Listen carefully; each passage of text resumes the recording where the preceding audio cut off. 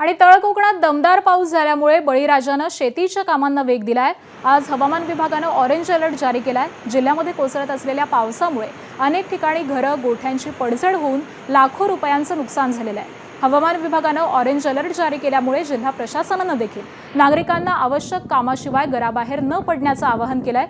समुद्र किनारपट्टीवरती ताशी 40 ते 50 किलोमीटर वेगानं वारे वाहण्याचा अंदाज आहे। याचाच आढावा घेतलाय आमचे प्रतिनिधी सदाशिव लाड यांनी। अरबी समुद्रात कमी दाबाचा पट्टा निर्माण झाल्यामुळे सिंधुदुर्ग जिल्ह्यात मुसळधार पाऊस कोसळतो आहे।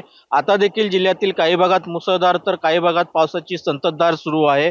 आजसाठी सिंधुदुर्ग जिल्ह्याला हवामान विभागाने ऑरेंज अलर्ट जारी केलेला आहे आणि या पार्श्वभूमीवर प्रशासन सतर्क झालेलं पाहायला मिळते, कारण जिल्ह्यात मुसळधार ते अतिमुसळधार पाऊस कोसळणार असल्याचा अलर्ट जो आहे तो देण्यात आलेला आहे। तसेच समुद्रकाठी 40 ते 50 किमी वेगाने वारे वाहणार आहेत, त्यामुळे मच्छीमारांनी समुद्रात जाऊ नये असं आवाहन देखील प्रशासनाने केलेलं पाहायला मिळतंय। मात्र गेल्या 24 तासात पाहिलं असेल तर सिंधुदुर्ग जिल्ह्यात काही ठिकाणी घरांवर झाडं कोसळलेली आहेत, तर अतिवृष्टीमुळे काही ठिकाणी घरांची पडझड झालेली पाहायला मिळते। त्यामुळे मोठं नुकसान जे आहे ते जिल्ह्यात पावसामुळे झालेलं पाहायला मिळतंय।